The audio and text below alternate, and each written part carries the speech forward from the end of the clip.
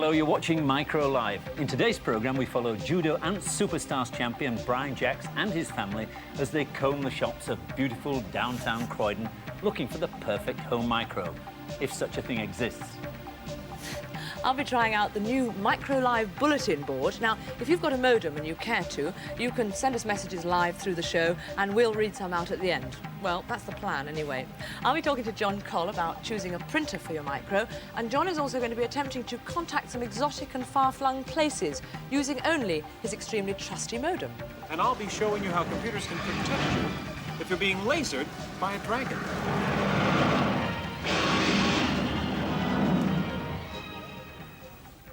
Welcome to our new monthly series, the only live computer programme on television.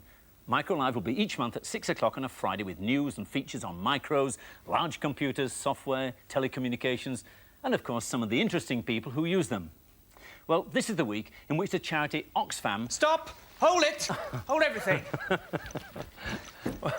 Oh, what's this? 35p to you, Mac. 35p? I haven't got any money. Well, as Can I we're pay you sharing... later? Well, I think so, as we're sharing the same birthday. Micromart, what's it meant to do? Well, it's meant to sell new and used computers and computer and related products. So it's the magazine of the junk market of computers? Oh, not junk. Oh, really? Any good bargains in it? Well, have a look through. There's plenty. Really? IBM PC and printer. Unused, unwanted gift, quick sale. Wonderful. Do you want Your it? phone mic. Well, I should do that now if I were He's you. cheap enough. He's got some good friends, hasn't he? Certainly. Well, thank you. Thank you. Well, back to Oxfam, which is making its final appeal for a second-hand, lightly used software to be brought into their shops for 3 grant sales to be held in London on the 20th of October. The idea of selling second-hand software raised some interesting questions about who's responsible if it goes wrong. Most of the software houses that we contacted in Micro Live straw poll seemed quite happy to have their micro software sold second-hand for charity, and some had already donated new software for the appeal. In fact, this morning, Ocean Software sent us 100 copies of Daley Thompson's Decathlon, currently the #1 in the games charts, for us to forward to Oxfam. Well, this is also the week in which Sir Michael Edwards left after 6 months as chairman of ICL, Britain's largest computer company, with a payoff rumoured to be not too far from £500,000 after the company was sold to STC. So there's still fortunes to be made quickly in computers. Well done, Sir Michael. And we just heard the news that British Telecom is raising their prices by 2% and minimum phone box charges 10p from next month to boost their £1 billion profit. So there's money in the phone business too. Well done, British Telecom. But we've had lots and lots of letters here, some using old technology. They come in envelopes and are delivered by hand, and some by electronic mail, with all sorts of comments and suggestions. On this series, we're giving you an opportunity to write to us while we're on the air through a bulletin board. Well, a bulletin board is more or less exactly what it says. It's a way of you being able to send messages to this computer and also be able to read messages that are stored in the computer itself. It's a Tandy TRS-180 and it's connected into the telecom network by this Dacom 300 baud modem. And it's using TBBS software, which stands for the breadboard software. We've had a bit of trouble with it one way or another today, but we've been rehearsing it all day. Haven't we, Leslie? We have, and I'm now about to rehearse it in public. I'm just dialing in. I'm not sure whether we can afford this call with that news from British Telecom, actually. It's ringing. Anybody there? Yeah, I've got a high-pitched whine, so that means that the call's been accepted. Place the receiver in the modem. I've got a green light. Press return. Look at that. Welcome to Micro Live. First name, right. Leslie, L-E-S-L-E-Y. Leslie, Last name. Over here. You're terrible at spelling. Never mind, we are fully operational. It was working. Well done, Leslie. The problem with this bulletin board is that only one person can be connected to it at one time, just like your home telephone. So if you do dial in and get an engaged tone, please ring off and try again later. The number for the duration of this programme only is 01 811 2468. And good luck to you. The first 10 people to leave message on the system will get this amazing Micro Live T-shirt. Holy and absolutely valuable. I want one. It washes beautifully. Does it really? Well, it certainly won't fit me. Well, each month we'll be having a film story from our American reporter, Fref. He seems to get all the best jobs. For this first programme, he's been to Hollywood. One of the most popular tourist attractions in Hollywood is the Universal Studios Tour, a chance to see behind the scenes of a major feature film studio. And when you tire of that, there's always this.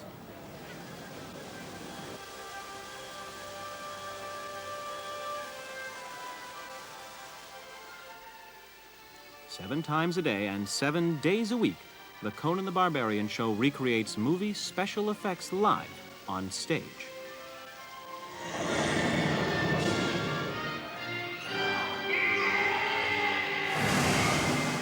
The effects are spectacular and often dangerous, from laser beams to explosions, and including an 18-foot-tall computer-controlled dragon called Ashley, who appears at the climax of the show.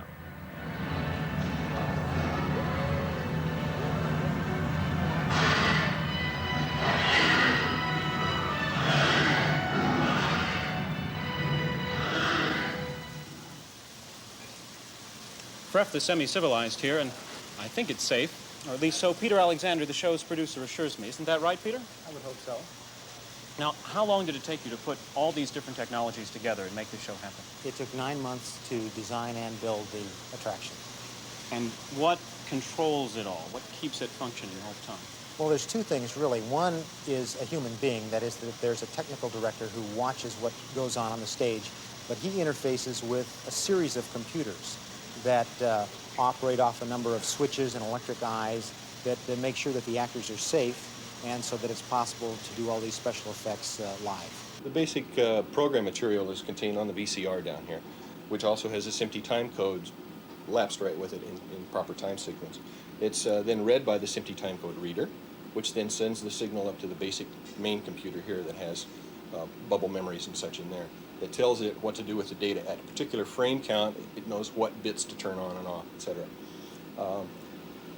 The data from this computer is sent down to this other computer that can make logical decisions based on the technical director pushing a button, the actors in the proper position on their mats, etc. We also have 5 separate individual computers up here with 4 megabytes of bubble memory that contain the digital sound effects for laser blast, explosions such as that have to be synced exactly with a laser beam.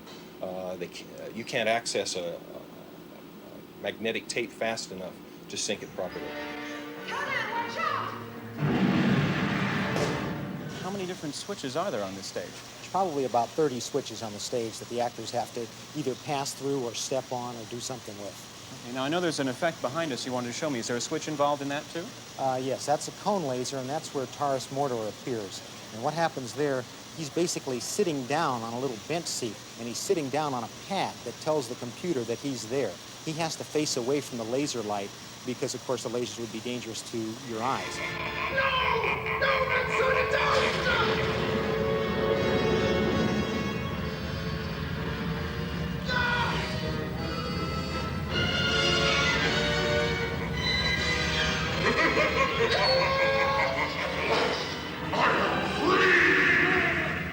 Now what's going to happen here?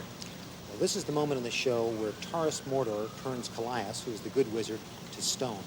And what he does is he comes out and he comes to center stage, right where we're standing, and he steps on this button right here. And that tells the technical director that he's in the right place and he's not going to get hit by the laser beam. Meanwhile, Callias gets on a turntable and he hits a button that says, "I'm safe." Then Taurus Mordor will take this staff here and he's going to break an invisible beam. It's an electric eye that's fired off of one of the braziers right over there. And he'll put the staff up and break the beam. The laser beam will fire and the pyrotechnics will go off and Callias will have been turned into stone. You shall die!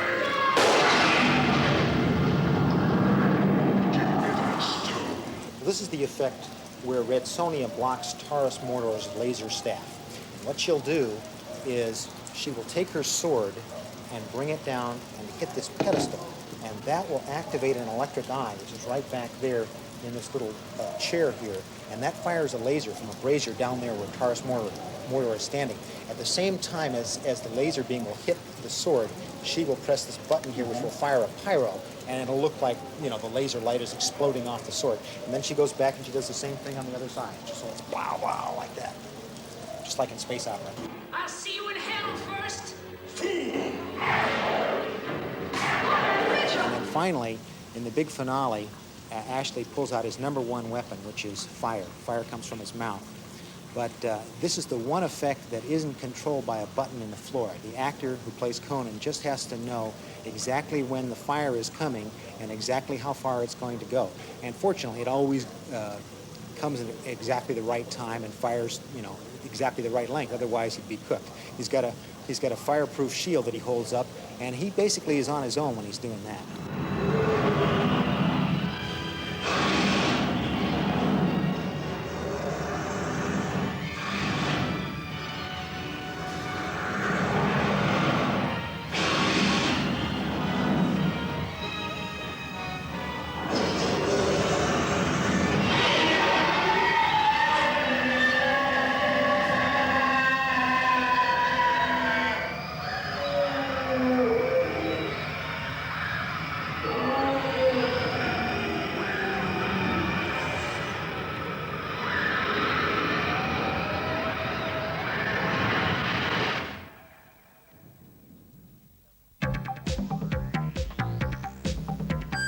One of the most useful extras that you can buy for your micro is a printer. But if you're thinking of getting one, have a listen to what John Cole's got to say on the subject first, because I've found that there is a bewildering choice, John, and I wouldn't know where to start to break it down. Yes, it is bewildering.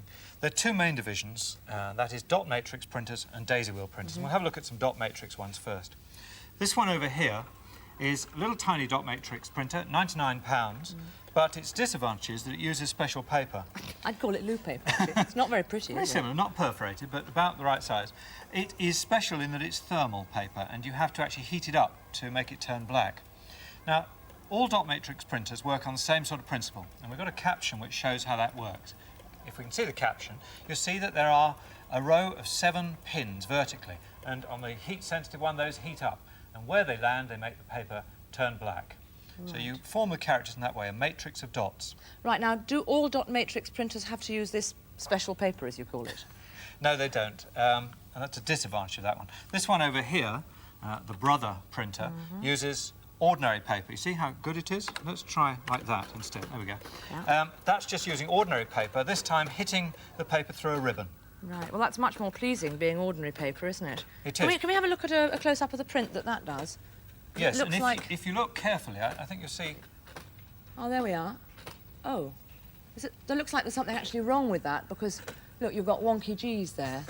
All right, well, you insist on using this phrase, wonky G's. I must educate you. They're not wonky G's. There are no descenders on the G's. The letters like G and J and Y, which ought to go below the line, don't manage it, because there are only 7 pins. And if you want to print things below the line as well, you need 9 pins. Can you get the extra 2 pins? I mean, can you buy them as an attachment? Well, so do it yourself. This is a serious question. No, afraid not. No, so that's a characteristic that you are lumbered with. Absolutely. With that. It looks like a typewriter. Can you work it as a typewriter? You can. You can pull the interface out here and then just use it as an ordinary typewriter. Right. Now, but will these 2 dot matrix printers fit up to any computer? No, they won't. This BBC computer has got interfaces for both that one and that one, a serial interface and a parallel. But in fact, some computers haven't got any interfaces at all. And probably the most important thing, if you're going to buy a printer, I would say, is to go into the shop with your computer and physically see it working. It's terribly important. Then, grab hold of a bit of wire that the sales guy is using and take that piece of wire out of the shop. Don't get fobbed off and told, oh, any old bit of wire will do, because there are an awful lot of differences. See, I'd have thought the cable was the least of your worries. I know. Too many people do, but in fact, at £25 a shot, expensive that sort of area, mistake. Actually, talking about price, we mentioned this one was £99. What was this one? £165. Right, so they're cheap and cheerful comparatively. Yes. But on the other hand, I don't know, the print looks computerish. It would never pass as a typewritten letter, would it? So let's have a look at the daisy wheel output, which helps to solve that. Now, here's a daisy wheel. Camera 1 can come right in and have a look at that. This daisy wheel is a plastic disc with a lot of petals on it, and on the end of each petal are embossed letters A to Z. And a hammer comes forward, pushes the petal forward against a ribbon, it lands on the paper and makes a mark. And actually, it makes quite a nice mark, doesn't it? It does, very nice indeed. If we have a look at this one here, push that button, right, you can get that on camera, see that the letters are formed beautifully. Yeah, very nice and very clear. And that's the same lettering on both of those machines. I was helping you along there, so sorry about that. That's all right. So you got the same lettering, but is that the only lettering that you can get out of this daisy wheel printer? No, if you want, you can change daisy wheels. You can pull that one out and put a new one in. And that's not a screwdriver job, that's just... No, you take the lid off, circle around inside, Yeah. but you don't change daisy wheels in the middle of a sentence. You could change it in documents. So you can change style. Bit of a nuisance. Yeah. And what about underlining, things like that? Can you do that? Yes, you please? can underline if you send the right commands to the machine. And to send the commands, you need things called printer drivers. That's a bit of software which fits in the computer and sends the right codes to the printer. Are all computers and printers well catered for with printer drivers? No, that's another major problem, and that is that if you go for an obscure printer, you probably won't find a driver. But if you go for the Olivetti's or Epsons or something like that, well-known printers, then you'll be able to get printer drivers for them. So you've got to... Well, something like that, Mac. Not exactly. I was about to say you've got to stick to the main road. I think we're mixing our metaphors slightly here. Never mind. Right, hang on. What I wanted to ask is price on these two daisy wheels. OK, £3.80 and £9.25. And what do you get for the difference? About twice the speed. So you really need to know what you want your printer to do. Because if you An awful don't lot of need the money. speed, it's £400 down the drain. Right. On the other hand, if you want the good lettering, it seems to me you're better off with a daisy wheel, yes? Ah, well, yes, it's not, unfortunately, as simple as that. It used to be, a year ago, daisy wheels were the marvellous thing and dot matrix pretty grotty.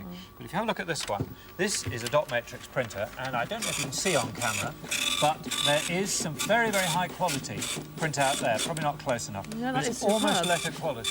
Right. Yeah, and lovely, lots of variety, a different print as well, and underlining. That's right. So you've got all sorts of bells and whistles, and for only £500. Best of both worlds. Very attractive indeed. Yeah. Still Yes. £500 though, it's a Right. good price. That's an Epson. Yeah. Good printers.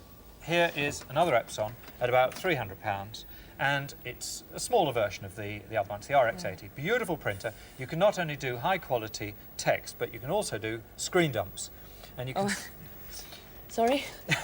Screen dumps! Come on, I tell you all about this. It means taking a picture off the screen, dropping it onto the printer, every facet right. It doesn't matter whether it's a picture or whether it's text or anything else, so it comes out exactly right. To do that, you have to have another bit of software, a printer driver, like this one, Print Master, which enables you to run with a BBC Micro out to the Epson. And the Epson is well catered for with software, so you'd Beautiful be printer. safe with that. Yes, really good. Right. And also, presumably, because of the system, you'd better steer clear of daisy wheel printers if you do want pictures and graphics as your main requirement. Got to. You can only really do graphics, well, you can't do graphics on a daisy wheel, put it that way. How about this? We've got a Canon here, which is churning Right. out colour. Is that more expensive? £500 if you want colour. Yeah. Some people do. Some people don't. You have to make up your mind, really, don't What you? I really want, though... I knew you'd leave the best till last. What is it? Look at this thing. Just look at this. This is a laser printer, and this one's going to leave the studio with me. Right, laser printer, beautiful, £3,000, and I'm taking it. And wonderfully quiet, I must just add in its favour. Though Beautiful. £3,000 worth of silence, I'm not sure. I think I'll have some noise for my money. Speaking of noise, you've been talking all day about going and talking to the world Yes. with a modem. Right, Please go and talk, John. I will. See you later.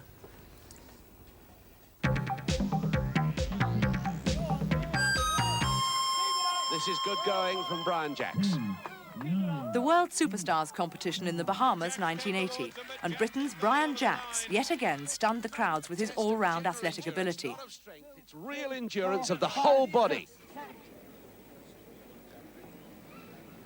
And he makes it, yes, locks it. Big smiles all round for Brian Jacks. Supporters absolutely delighted. Now Brian runs his own business, giving judo exhibitions throughout the country. Julie and I have decided to buy a computer, but we've looked in all these different magazines. We've got hundreds of magazines, and we're just not too sure what to buy.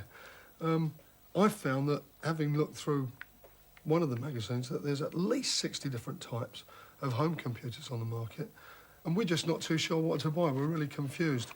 So what we'd like to do is we'd like to go around to the shops and have a good look and see what we want. But basically, I believe that we need something that's going to help Philip, our young lad, in his schooling and so on, and something that's also going to help Julie with her typing and to do the office work for me.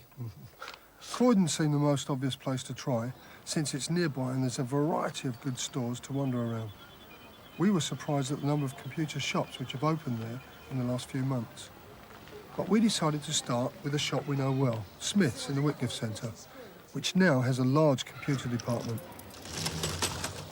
What now? Because this is completely new to me. First you hit the escape key, like that, to get the text. It's just a standard tape. It takes about 10 minutes. So It's the size of this, a really ugly thing, isn't it? This It one, is. it's enormous, isn't it? yeah, you get sort of hard disk, that sort of size now. I think my wife would go berserk if she saw the size of that. So what if, would that print out on there? Yes, it will. Because the idea is I'm interested in for letter writing. No, except good things on that one. Is it not loaded yet? It is still loading. Cool. That's Yeah. that's one drawback with the Takes Commodore. ages, doesn't it? It takes ages. Julie quite liked the look of the BBC Micro. Yeah, the thing about the BBC, it's quite an expensive computer, but there's an electron. It's expensive, is it? Yeah.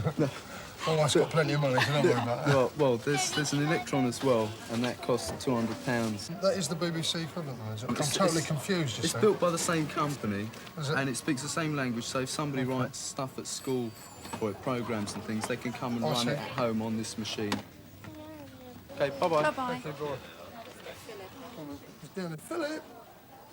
At the local department store, we were totally spoilt for choice, but we did manage to see a demonstration on the Atari. Right, if we press E, we can edit the text, right? There's some text in there already. It just says this is a demonstration, etc. Okay. If we want to change a word there, press Control, cursor key, and we can type in. What's this that Philip's playing with? At the This is moment? actually a touch tablet for use with an Atari Artist program. Atari Artist is a bit like this word processor, but it's for pictures. To actually change the program, just take this cartridge out here, place this one in. My word, that was quick. Yeah, right, and there we are. How much does that cost? That program with this touch tablet is £70. And the actual machine? The machine is £250. So they're all extras. Everything you These buy are is all an extras, extra. according to what you would do. By now, my brain was hurting more than my feet. It seemed that each assistant had his own favourite computer. This made it difficult to make an objective choice. That's a tiny one, look at that, look. Well, that's the Sinclair Spectrum. I wonder what that thing is at the bottom. Oh, you feel those keys, Brian? They're like rubber. I don't think you'd be able to type very well with that, would you? Try it. No. Oh, no, I couldn't use that one. Can you just tell us a little bit about the Spectrum? Well, the Spectrum has been out for quite a while now, so there is a fair degree of software available for it. Mostly balancing out between educational and game software. I'll tell you what we'd like to go on to after. We'd like to have a look at the Auric, if that's possible. Surely, right. Are the graphics good on that particular one? They are. The Oryx graphics are particularly good, but at the moment they're not being exploited as much as they could do, simply because, being a new machine, you haven't got a terrific range of software out. Do they have a disk unit for this one? There is a disk drive coming out for the Oryx, but again, that is only on the drawing board at the moment. You know, I think really we better stick to something that's, you know, more readily available, haven't we? Right. Philip! Those are gone now. Philip! Okay, lovely. Can I borrow the pen? Thank you. Thank you, Tom. So, if you want to see which one we chose, then you'll just have to look in next month. Thank goodness for that. I think I'm still confused, aren't you? Brian Jackson family, and I'm not surprised at Brian's confusion. So far, we've had lots of people try to get onto us, and the only thing we've got is Eric Schwartz of Harpenden. We managed to get his name, but so far no address, so keep on trying. Well, I'm often asked what sort of computer I should buy for the home, and it's a very difficult question to answer. Often I say to somebody, don't buy a computer unless you really have to. Well, which, the magazine of the Consumers Association, has done a buying guide for computers, and they've come out with 5 computers ranging from a Sinclair Spectrum at about £130 up to a BBC Micro. But you can see how problematical it is when you look at the cover, and there on the cover is a Dragon 32, and shortly after this, Dragon itself ran into problems and got itself acquired. So in the October edition of which, we find that they're recommending that it comes out of their list of front runners. When you go into business micros, it becomes even more difficult, and there are several hundred items of equipment to choose from. And Which Computer this month has a wonderful article saying it's the only buying guide you'll ever need. And, of course, that isn't an exaggeration. It's interesting inside, though, when you look at it, the article starts off by saying, survival kit for your computer purchasers, and it gives some rather interesting horror stories. Here's one. How about this? There's some 2,000 dealers, many of whom are unscrupulous, dishonest, technically ignorant or unstable. In the last 12 months, 600 dealers went out of business. They then go on to state about all the problems you can get into installing a business computer, losing control of your stock, losing contact with your customers and so on, and finally going bankrupt as a result of the combination of all these. Well, if you've met a dishonest dealer, you've met an unscrupulous one, or an ignorant one, or you've been driven out of business by a computer, please let us know. We had a rather interesting comment in one paper today. It said a firm of London solicitors won £16,000 in damages after being sold a computer they didn't need. The judge involved in the case pointed out the firm would have been better off to stick to their manual methods. As somebody's pointed out, it's rather like finding you guilty of manslaughter if you sell a motorbike to a teenager who hasn't got a licence and the first thing he does is take off and drive into a tree. Well, I've been joined by Stephen Castell, who is an information technology consultant. Welcome, Stephen. He's also the author of a book called Computer Bluff. What's new, Stephen? Well, Mike, I've been looking at so-called smart cards and laser cards, memory cards. This one is the Drexon laser card, made from a substance called Drexon, made by the Drexler Corporation in the States. Data can be stored in it by a photographic process rather than an electronic process, so it can be read by a low-powered laser. And some of us are predicting that this kind of card will be the computer product, personal computer memory device of the future. This little beauty stores about 2 megabytes, that's about 800 A4 pages of text. Obvious applications, software distribution, electronic publishing, that's manuals and textbooks, and of course, perhaps a complete medical history of a person could be kept on one and you could keep it with you. Compared with that, the sort of standard credit card, of which it's the same size, just stores about 45 words or so on its little magnetic stripe. Another type of smart card is the one which has... Just going back to that Drexel yes, card, yeah. I understand that BPC, Bob Maxwell's organisation, has taken out the licence in the UK. What do you think he's going to use it for? Well, we'd probably have to wait and see, but it's interesting that it's the only UK company that's actually licensed the technology, and it's a publishing company, so he's obviously got his eye very much to the future of this new medium. We'll look forward with interest to see what he does with it. One of the things I read about it said he could store your picture on it, and I thought, well, you know, it's not much use if you haven't got the equipment to read it back, and it would seem to me there'd be an innovation to actually store your picture in the shape of photographs, so everybody could read it. Is it really an improvement on that? I don't know. I think it's a bit of a sort of solution looking for a problem at the moment, but it does open up the whole question of image processing and image storage, and I think there's some fascinating developments there in the future. Another type of smart card is this, of which this is an example. It has only 4K of memory in it. By comparison with the other one, it's rather tame, but of course it does have intelligence with it. And one of the interesting products which this fits in with is a telephone product. This is called the Memotel. One can slip it in here. It's a repertory dialer, normally stores about 150 numbers selected by a single button stroke or perhaps a couple. With this one, you can stuff it in and get about 600 more numbers. Now, take it from your London Memotel across to your New York Memotel, and hey presto, you can find that just exactly the same keystrokes will select the same telephone numbers. The intelligence in the card interfacing with the unit in New York knows that it's in New York and puts the right prefix codes on, so you don't have to worry about it. Now, that's Provided quite a you've got smart... one of those in New York. Well, this is the problem, of course. One needs the readers and the applications to use it properly. What else is happening? What else is happening? Well, it's been an interesting 2 months for developments generally, very weighty developments in information technology. We've had things like the British Telecommunications Act becoming law, BT PLC being formed, Oftel, the Office of Telecommunications, and BT going public next month to make even more money, presumably, out of their new prices. We've had the Data Protection Act becoming law, and we've had things like a report from NEDO about the information technology crisis, they put it. Of course, we've got a new Minister of Technology. Kenneth Baker's moved on to pastures greener. That's right. Are they greener? I don't know. I don't know. Well, only he can tell, Yes. actually. What do you think of that? Well, I'm in two minds about it. This government, you know, when it first came in, seemed to start off so many good initiatives in information technology. Many of us applauded them. I mean, the whole BBC and schools micro programme is one of them. I just got a sneaking suspicion at the moment that we're seeing something which may be summarised as sort of yesterday's men trying to apply today's solutions to tomorrow's problems, and I fear that some of these initiatives are going to go fut on us. Oh! Sorry about that. That hurt. Well, thank you, Stephen. Thank you. One event that showed today's computer technology was the Personal Computer World Show held last week at Olympia in London. It modestly claims to be the greatest micro show on Earth, so how could we miss it? Yeah, well, it may have had the highest technology on the planet, but as we plugged in our lights, we fused the power to Apricot stand for 2 hours. Sorry, Apricot. Here's Leslie. I don't know whether the PCW show is really the greatest micro show on Earth, but it was certainly packed the day I was there. And showing me some of the things which particularly interested him was journalist Chris Palmer. OK, Chris, you've dragged me to the Apricot stand. Why? Oh, primarily because it's British. How do I get that's a good enough reason. What else?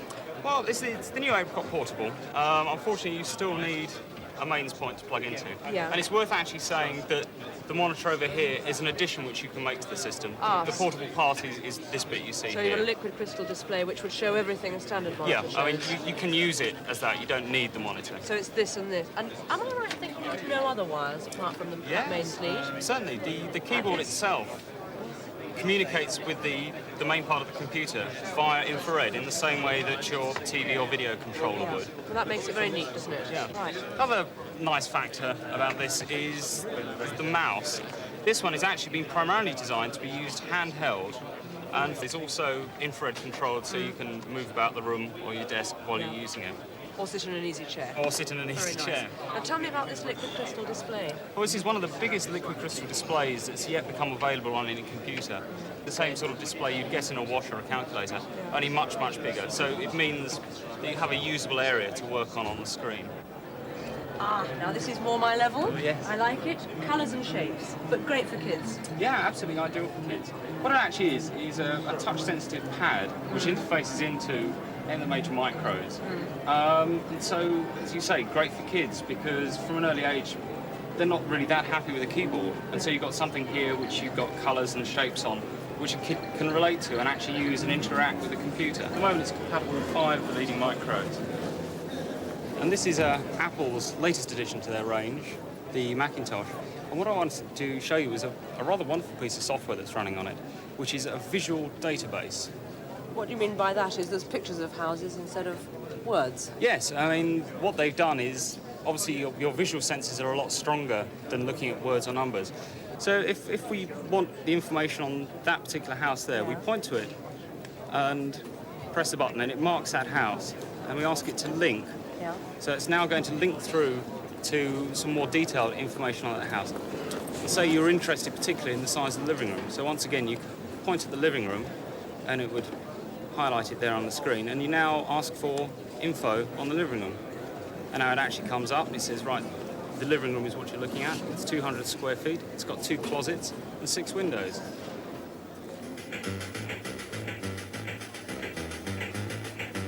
Are you telling me that this is an ordinary personal computer? It's an ordinary home computer and it's got this rather wonderful keyboard which sits on top of it. It's just an attachment. Yeah, it's a mechanical keyboard, and the way it actually works is when you press a key here, it's actually pressing the key on the keyboard underneath it. But look, for someone like me, who I can't read music or play music, how much fun would I get out of this? Well, one of the nice features, because it's a software-based system, you can actually tell it to remember the notes you play. So you've got an inbuilt sequencer which will remember what you play on the keyboard. Ah, and since we've got the notes here written down, so if I read them out to you, Right, you we'll ready? have a go at inputting this. G. This is where have all the flowers gone, incidentally. G, A, G, F, E, D, C. That didn't sound like where have all the flowers gone to me. No, but one of the other nice features about it is you can actually play it back in the time by just tapping one key. So if we now ask it to remember the time, I'll tend to actually play it back as it should be. And if you hit it again, it'll actually play back, remembering the time you put into it. £25,000. Let's put the lid on it, Chris, quickly. A lot of money. I don't think I've ever seen so much money in my life. Right, where's the... Oh, no, don't say I've lost the key. Oh, you got the key. Great. Right, now, £25,000, that is some prize, isn't it? I know, I mean, the oil companies do it, the newspapers do it, but is this the first time that a computer firm's done it? This amount of money for a computer firm, that is actually the prize for the first person to solve the adventure called Eureka. Now, Eureka is a multi-part adventure game. There are 5 actual adventures and 5 arcade games, and you have to complete each one in sequence before you can actually get to the end and claim the money. Right, so you don't just win like that. No, it's a long slog. Right, so where do I get a game? Well, unfortunately, you're going to have to wait till the 31st of October, which is when they actually become generally available. You can read I'll read it. We've got a hilarious message here from the States. And what's it saying? Be sure to let all your viewers know that we in the colonies are very big on things British. I mean, a person can't buy something in a supermarket without seeing the latest news on Lady Di or rollicking Randy Prince Andy. We're also real fond of Maggie Thatcher and Boy George. Personally, though, I think George is the best dressed of the two. I think Maggie Thatcher would look pretty silly with all that hair, though. That's the only thing. Now, listen, that's a lovely message. What, from America? Yes, that one I think's from America. And but it's not the same thing as electronic mail, is it? No, we are not on electronic mail and we're not on chat. We're on a system called Party. And what does that mean? Party, whoopee, no, lots of people it's joining not quite in that sense, although it's a sense of a lot of people joining together. It's participation in a conference. I see. And so this is a conference which is set up worldwide. We've got a real problem at the moment because of time scales. It's 1 o'clock in New York.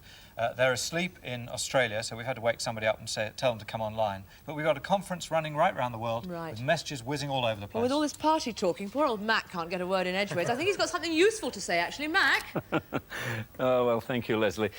Well, we all know what happens. These computers really aren't as easy to use as they say. When you switch them on, you get something like this. Well, I didn't expect it to make music at me, but they give a greater than sign with a flashing cursor like this.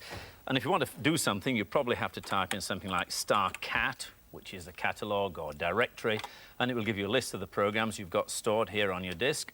And then to load a program, you probably have to type chain, and not forgetting to put it in quotation marks, and we'll put out live 1, and that will load it and then run it.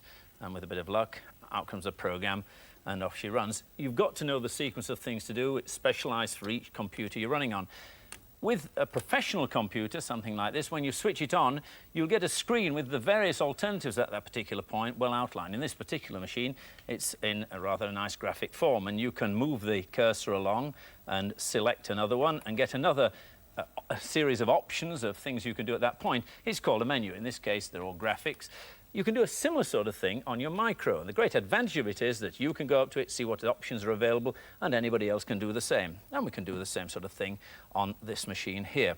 And what I have to do that, the problem really comes in two parts. Firstly, to have a program that will do the menuing itself. And secondly, you need a little program so that when you switch your machine on, you automatically go into the menu.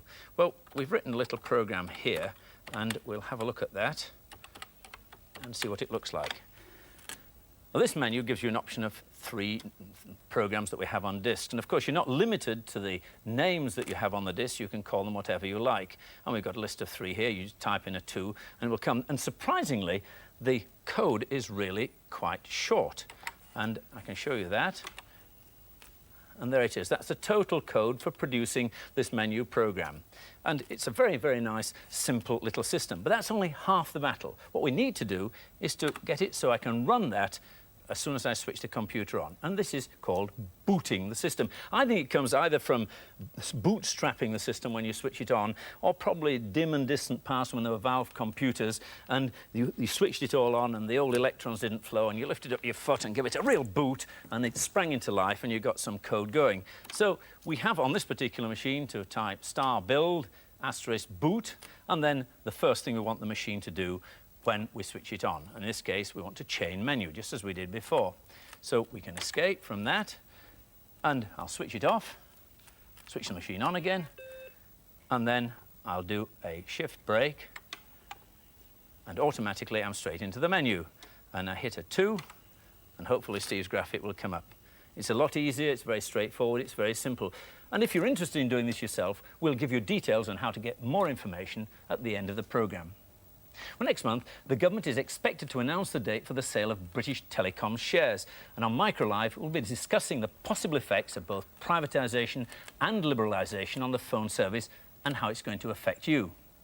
Fred will be reporting from America on the breakup of American Telephone and Telegraph, the company that at one time had a virtual monopoly of the phone service in the US.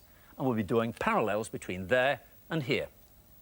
While he was filming in the opening to that story on Madison Avenue in New York, unknown to him, I was also in town. Up till then, we'd not met, just seen each other on television. This is what happened on take 3.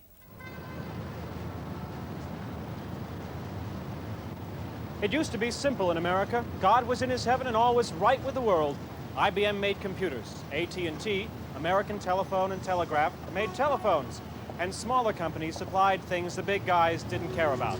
Like Hello, Fred. What are you doing talking to yourself on the street? Hey, How you doing? It's a pleasure to meet you, Mac. Good to see you after all this time. You know something? I've only seen You're an a lot electronic realer. replica. You're a lot realer in real life than you are in television. Yeah, you've got This more is depth too that way. and height and breadth and everything. You're wearing a tie today. Yeah, it's good, isn't it? They're That's filming this, I aren't thought they? for New Those York. sons of bitches are filming this. you sick, twisted, deviant producer, you.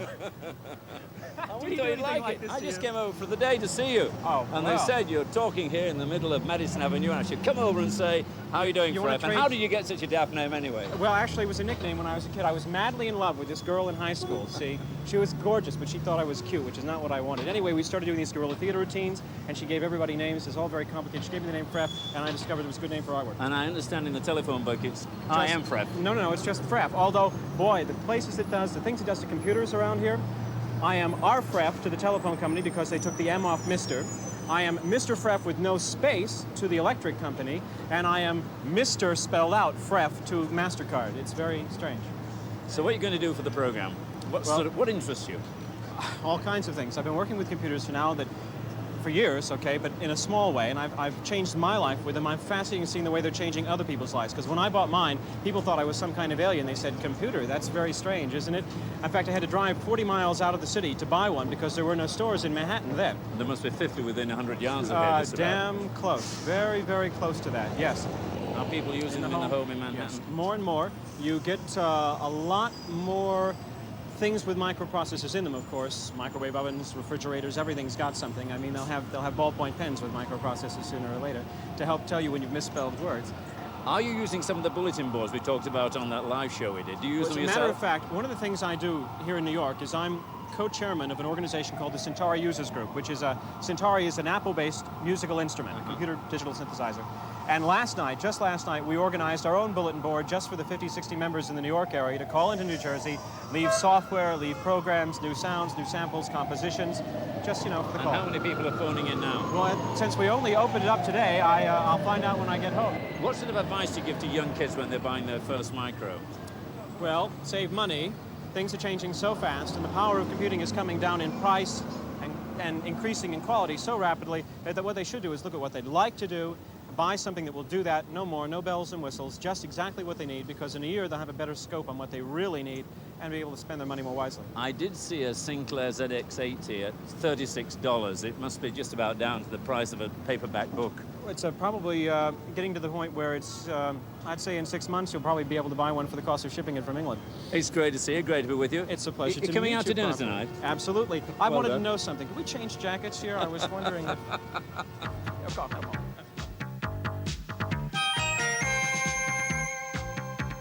Yeah, okay. Do you know, in the last 5 minutes, I mean, this thing's been so busy, about 40 messages have come in, so that means that although contributors have been alerted that they could leave messages earlier, Right. they're all doing it now, aren't they? Yes, coming in from all over the place. We've got some from Australia, some from Japan, some from the States, and obviously me over here. Yeah. How much do you know about all these people? Well, when we set this up on Tuesday, I knew absolutely nothing. And to find out about the people, you can say PJ, which means Profile the Joiners. And that gives you a list of everybody who's on the conference, who's decided to join. And Harry, myself, Dr. Tom, whoever that is, Norm C, that's Norman Choi, Cherwin, Shari, Maud Dibb, who's Joey in Tokyo. Well, Stuart, that was the American guy we had the first message off, wasn't it? That's right, that was Stuart. So there are a list of names, and after that you can actually go in and you get a profile on a particular person, so you can begin to find out more about them. We were talking about time difference. Presumably you do have to take that time difference into account. Very because, much, I mean, for instance, American business hours have been what they're at the moment, aren't they? That's right. That's why I thought we'd have quite a lot of difficulty with this demonstration, because, they're actually working. Yeah. So it would be irresponsible, really, to go diving in on their work programmes, Don't interrupt. Go on. I was just going to ask you then, how much does it cost to contact, to do all this? OK. We spent about £3 on the Could you do the next bit next month? I will I think we've got to stop now, because we've been so busy talking around the world, we're going to leave poor Mac with no time to talk with people around the corner. Right, local. Well, one advantage about doing a live programme is you can correct mistakes as you go along. Orica phoned up to say that the Lasky salesman didn't quite get it right. There is a disc drive available, and it costs £269. And we do have some messages that have come through. Good evening to all at Micro Live. Suggest you emphasise this is a 300 baud system, which is important. Hello, Mum and Dad. And hello to Michelle. Good luck to all at the Beeb. I think that means everybody. Greetings from Basildon iTech Computer Club. This program's a great idea. Let's see more of it. Oh, I like the idea of that. Hello, Mac. Great program. That's good. I like that. Hello, Micro Alive. What a load of old rubbish. This is my last one. Put a more of Leslie Judd, or I shall turn off my set. Is that clear? I like that. There's another one from Daisy Wheel. I'd like you and Leslie to come for dinner with me. You're making them up. Come on, can I Daisy have Wheel? my That's a good messages, one. please? No, Can I have my messages? Yes, you can. There's another one.